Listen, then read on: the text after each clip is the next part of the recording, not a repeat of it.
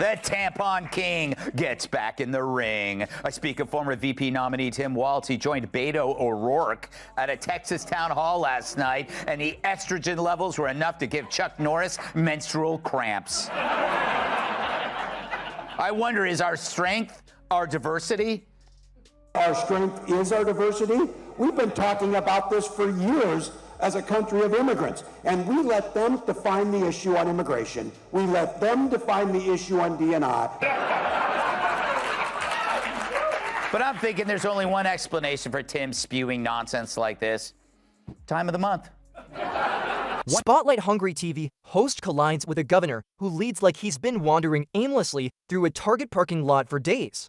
You get Greg Gutfeld tearing into Tim Walz like he's the punchline at a Hollywood roast, and oh, he doesn't hold back. From disastrous policies to red tape chaos, Gutfeld doesn't just criticize Minnesota's leadership, he shreds it like a scandalous tabloid cover. It's a non-stop takedown with no commercial breaks.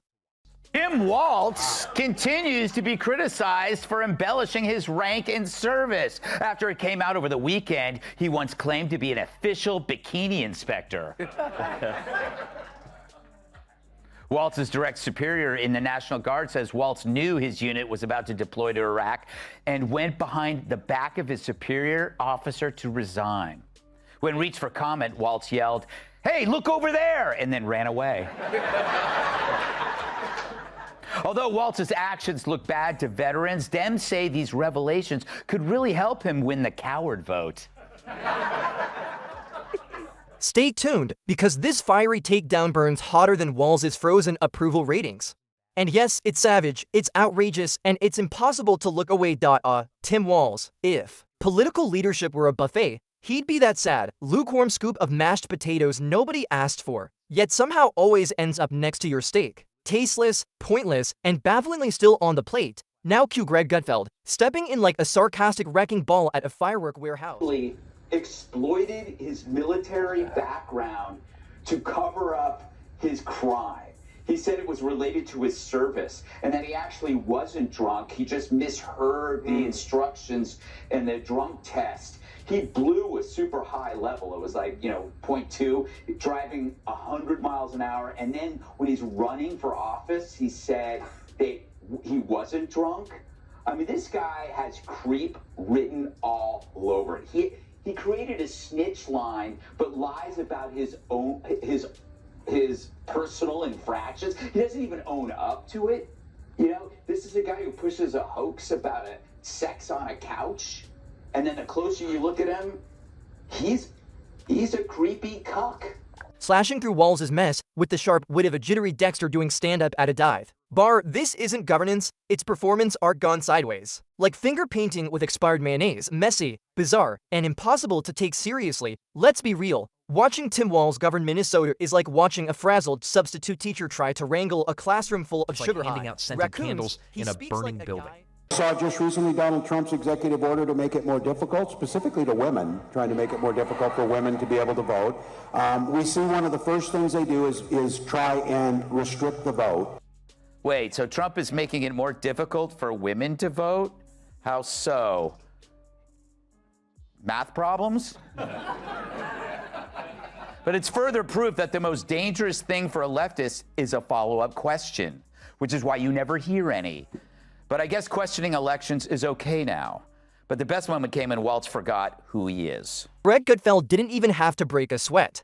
Roasting Tim Walz is like clowning on a guy who shows up to a job interview in Crocs while blindfolded. It's almost unfair. Walz might as well have walked into a debate with a kazoo in one hand and a whiteboard that just says feelings. He basically handed Gutfeld a roast platter marked extra crispy and whispered, "Go savage." At this point, it's not even satire. It's competitive sarcasm, and Walz came equipped with glitter glue and a participation ribbon.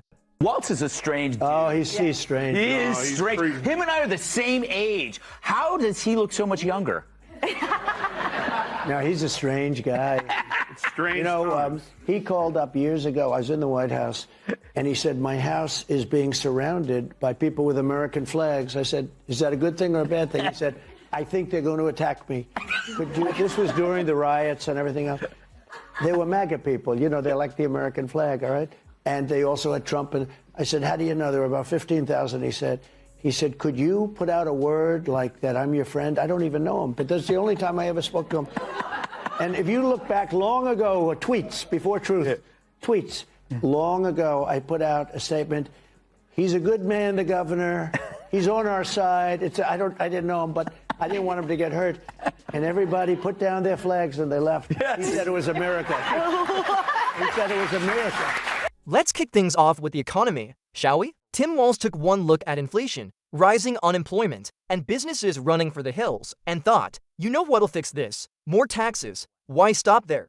Let's tax oxygen. Let's slap a fee on smiles, maybe even charge people just for thinking about moving to South Dakota. Businesses are ditching Minnesota like it's a haunted mansion made entirely of COVID mandates and endless social justice PowerPoints. And Gutfeld? He shredded Walz's economic playbook like a raccoon tearing into a compost bin. He might as well have yelled, how do you actually make California look like a capitalist dreamland by comparison? The only things growing in Minnesota under Walz are government paperwork and a throbbing headache for the entire middle class. Now let's talk about crime. Tim Walz handles public safety the same way a toddler handles matches. Wide-eyed, clueless, and destined for flashing lights. His brilliant crime plan blames society, sing kumbaya, and hope a bit of interpretive. On the same bad cocaine, but Kamala can't speak, he can't speak, Biden was so high he couldn't remember anything. Like, this is literally the dumbest administration of all time. Why is he talking? It really is the ultimate clown show, and I said this in the 5. He's a clown without a circus. He doesn't even need makeup. He's roaming the terrain.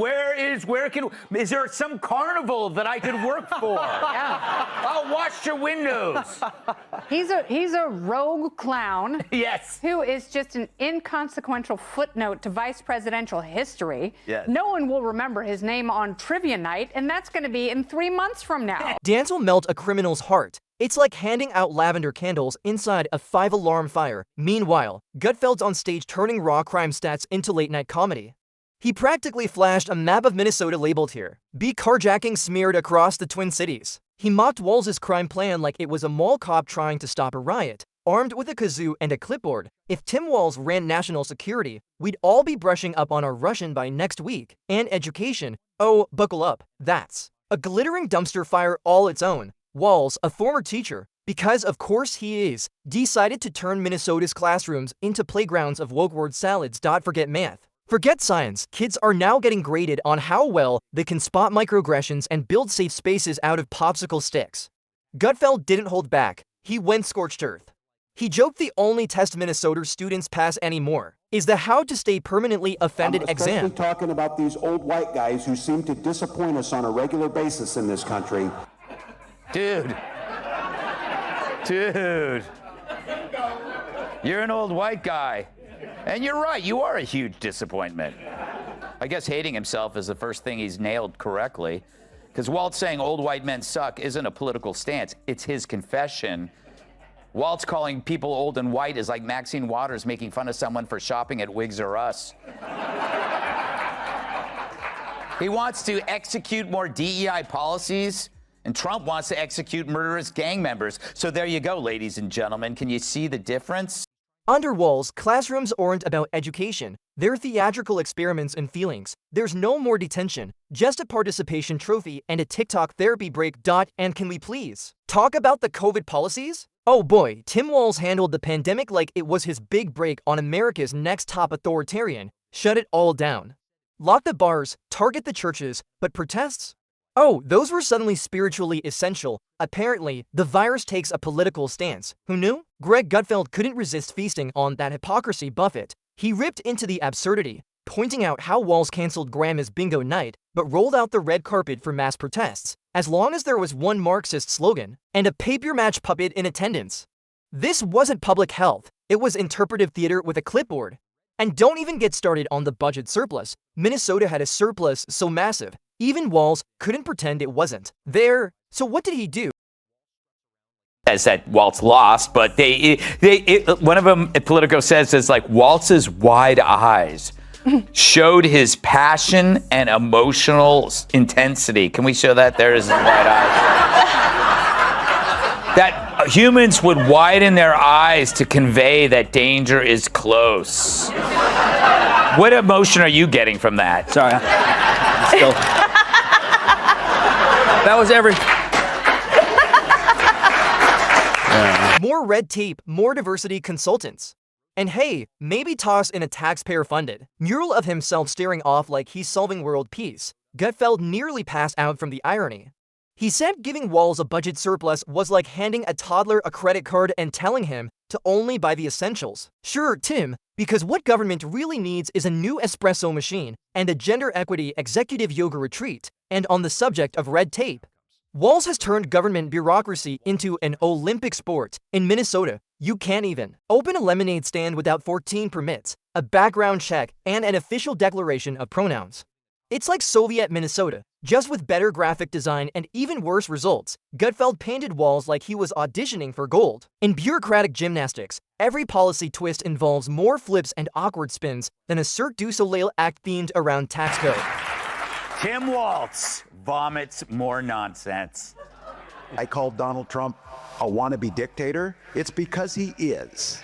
It's because he is. Maybe it's adult like Donald Trump, you bully the out of him back. This is a weak, cruel man that takes it out and punches down on people. Wow. Oh. Jamie.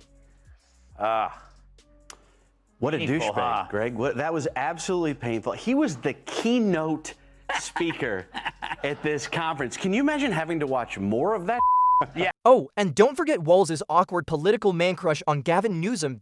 It's like he's got a California obsession so intense, he's turning Minneapolis into San Francisco's colder, clumsier, and wildly less functional cousin. Yeah. He watches Gavin Newsom light California on fire like it's a scented candle made entirely of terrible policy, and thinks, genius. But what if I throw in some frostbite and strip away a few thousand jobs?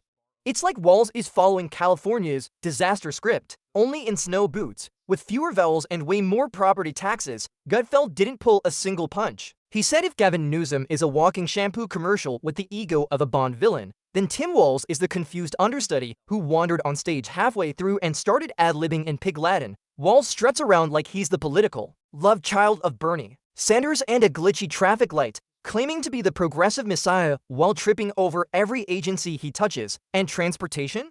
Don't even start. The man hyped up a multi-million-dollar bullet train that might be done by the time dinosaurs. So the tone of the media was one of sadness, not reporting Walz's loss, but mourning it. Now, the truth is that a VP debate is like a colonoscopy. It's important and necessary, but that doesn't mean you want to watch it. Hong Kong and China during the democracy protests went in. And from that, I learned a lot of what needed to be in governance.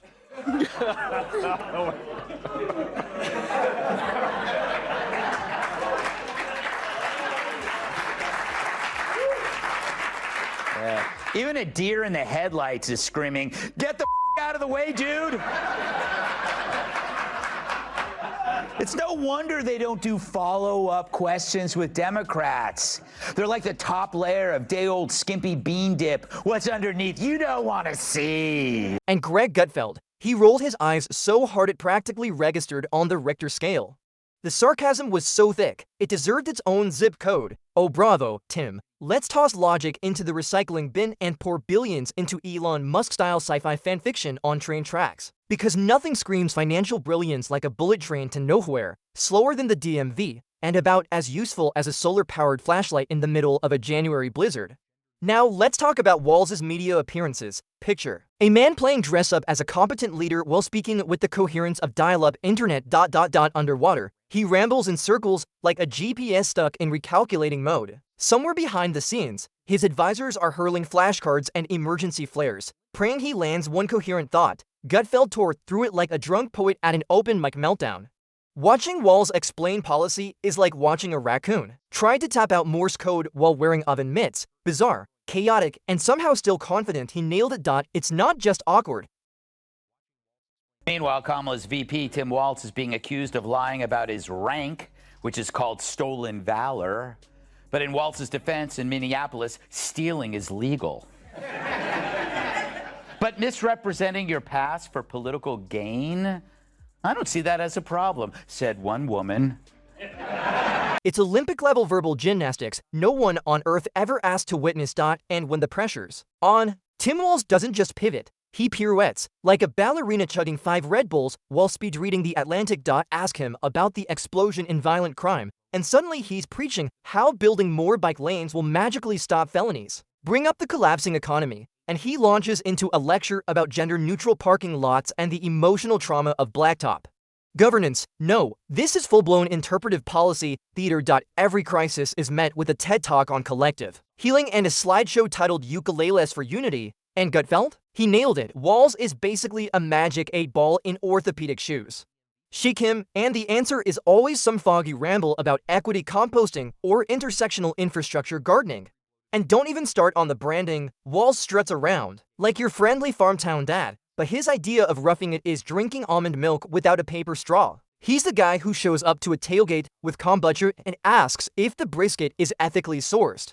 Gutfeld roasted him like a laser-guided drone strike. Folksy? Please, this guy is as down-to-earth as tofu at a monster truck rally. Video of the day, and he's got a very weird way of greeting his wife of 30 years. Roll it.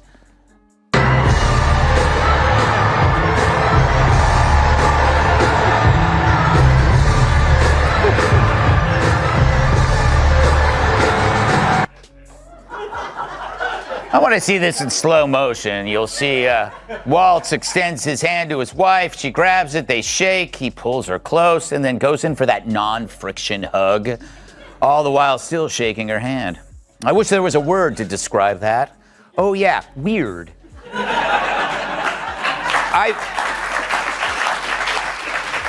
I've seen warmer embraces between Chris Christie and a salad. Nothing screams working-class hero like quoting Noam Chomsky in a Patagonia fleece vest. Meanwhile, rural Minnesota is practically screaming into the void, like someone trying to cancel dial-up internet in 2025. They were hoping for a leader who understood real life, tractors, honest work, maybe a church potluck with a casserole or two.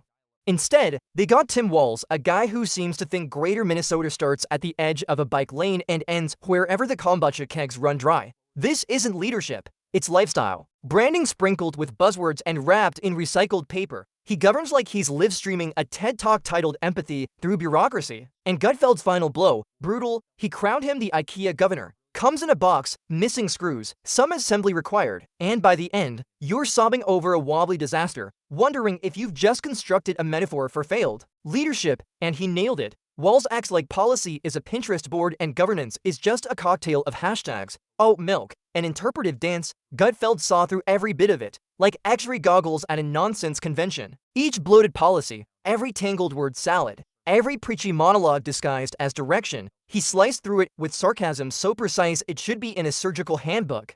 He didn't just roast Walz, he slow-cooked his bland, oatmeal-flavored brand of governance into a sad, soggy mess of mediocrity. And the wildest part? Walz probably walked away thinking it was a TED Talk tribute. Minnesota deserves more than a khaki-wrapped group project. And with every punchline sharper than a DMV pencil, Gutfeld reminded America that behind that fleece vest and polite, passive-aggressive grin is a man governing with expired instructions from a broken IKEA manual, confused, underwhelming, and missing half the screws.